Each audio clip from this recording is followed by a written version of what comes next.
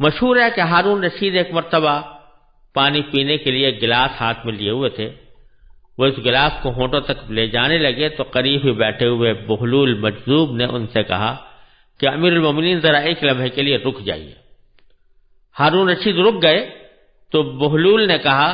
ذرا بتائیے کہ اگر شدید پیاس کے وقت آپ کو یہ پانی نہ ملے تو آپ اسے حاصل کرنے کے لیے کتنی دولت خرچ کر دیں گے؟ ہارون رشید نے کہا کہ ساری دولت. بہلول نے کہا اچھا اب پانی پی لیجئے. جب وہ پی کر فارغ ہوئے تو بہلول نے پھر پوچھا کہ امیر المومنین ذرا یہ بھی بتا دیجئے کہ جتنا پانی آپ دن بھر میں پیتے ہیں اگر وہ سارے کا سارا جسم کے اندر ہی رہ جائے اور باہر نہ نکل سکے تو اسے باہر نکالنے کے لیے یعنی پیشاب کرنے کے لیے آپ کتنی دولت خرچ کر دیں گے؟ ہارون نے پھر کہا کہ ساری دولت. اس پر بہلول نے کہا کہ آپ کی ساری دولت ایک گلاس پانی کو جسم میں داخل کرنے اور اسے باہر نکالنے کی قیمت بھی نہیں ہے. کہنے کو تو یہ ایک لطیفہ ہے لیکن واقعتاً یہ ایک ایسی سامنے کی حقیقت ہے جو بدیہی ہونے کے باوجود ہماری نظروں سے اوجھل رہتی ہے. یہ تو ایک پانی کی مثال تھی. روٹی کے نوالے کو لے لیجئے جو ایک لمحے میں ہم حلق سے اتار لیتے ہیں. ایک ظاہر بھی نگاہ صرف حد تک جاتی ہے کہ ہم نے اپنے کمائے ہوئے پیسوں سے بازار سے آٹا خریدا اور اسے روٹی تیار کر لی، لیکن بازار تک اس آٹے کو پہنچانے کے لیے کائنات کی کتنی طاقتیں سرگرم رہیں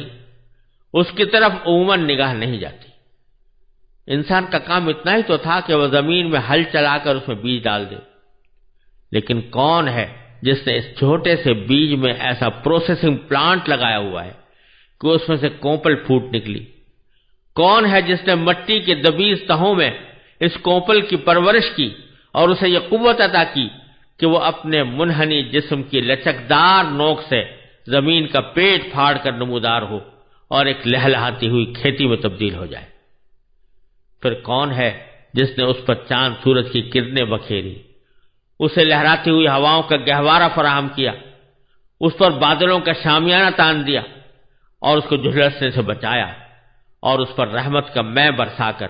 اس کی نشو و نما کی رفتار تیز کر دی، یہاں تک کہ ایک ایک کھیت میں سینکڑوں خوشے اور ایک ایک خوشے میں سینکڑوں دانے وجود میں آ گئے. قرآن کریم اسی حقیقت کو یاد دلاتے ہوئے کہتا ہے افرأیتم ما تحرثون اانتم تزرعونہ ام نحن الزارعون. ذرا بتاؤ تو صحیح کہ جو کچھ تم زمین کو گاہ کر اس میں ڈال دیتے ہو کیا تم اسے اگاتے ہو یا ہم ہیں اگانے والے؟ لہذا جب سرکار دو عالم صلی اللہ علیہ وسلم نے یہ فرمایا کہ کھانا کھانے سے پہلے بسم اللہ کہو تو اس کا مقصد اسی حقیقت کی طرف توجہ دلانا ہے کہ اس نوالے کا حصول صرف تمہاری قوت بازو کا کرشمہ نہیں بلکہ یہ اس دینے والے کی دین ہے جس نے اسے تم تک پہنچانے کے لیے کائنات کی عظیم طاقتوں کو تمہارے لیے رام کر دیا ہے. لہذا اس نوالے سے لطف اندوز ہوتے ہوئے اس دینے والے کو فراموش نہ کرو. یوں تو اللہ تعالیٰ کی یہ عطا اس کی ہر مخلوق کے لیے عام ہے. کھانا اور پانی جانوروں کو بھی ملتا ہے، لیکن جس انسان کو اللہ تعالیٰ نے عقل و شعور بخشا ہے اس میں اور بے شعور جانور میں اتنا فرق تو ہونا چاہیے کہ یہ باشعور مخلوق ان نعمتوں سے فائدہ اٹھاتے وقت غفلت کا مظاہرہ کرنے کے بجائے اپنے حقیقی محسن کو یاد کر لیا کرے. یہ یاد کرنا ہی در حقیقت بسم اللہ الرحمن الرحیم پڑھنے کا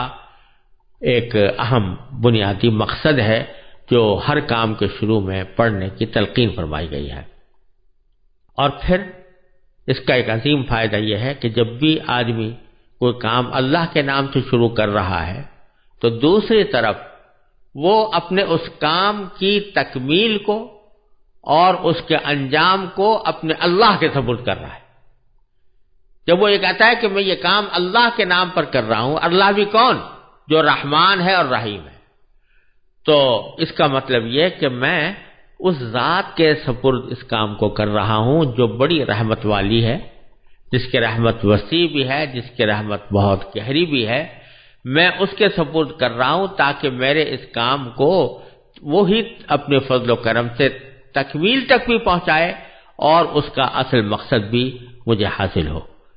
جب آدمی اللہ تبارک و تعالیٰ کی طرف اس طرح رجوع کر کے کوئی کام شروع کرتا ہے تو اول تو اس کام میں انشاءاللہ برکت ہوتی ہے، دوسرے یہ کہ اس عمل سے بندے کے اندر ایک عاجزی، درماندگی اور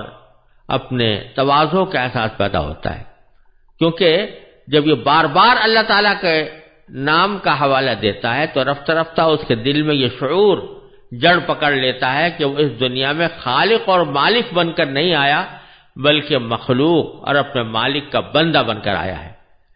یہ بندگی کا احساس اس کے دل میں تواضع، عاجزی، ہمدردی اور غمگساری پیدا کرتا ہے، اور فرعونیت، تکبر اور رعونت کے رذیل جذبات سے اس کی حفاظت کرتا ہے۔ لہذا اس بسم اللہ الرحمن الرحیم کو پڑھنے کا جو ایک سبق دیا گیا ہے یہ اپنے پیچھے حکمتوں کا ایک جہان رکھتا ہے، اور اسی لیے نبی کریم صلی اللہ علیہ وسلم نے فرمایا کہ اپنے ہر کام کا آغاز بسم اللہ الرحمن الرحیم سے کرو، اور اللہ تبارک و تعالی نے بھی اپنی کتاب مجید کا آغاز بسم اللہ الرحمن الرحیم سے کر کے اس بات کا سبق دے دیا کہ جب ہم بسم اللہ الرحمن الرحیم کہہ کر آغاز کر رہے ہیں جبکہ ہم ہر قسم کی حاجت سے بے نیاز ہیں، تو یہ تمہیں تعلیم دی جا رہی ہے کہ تم اپنے کاموں کو اللہ کے نام سے شروع کیا کرو۔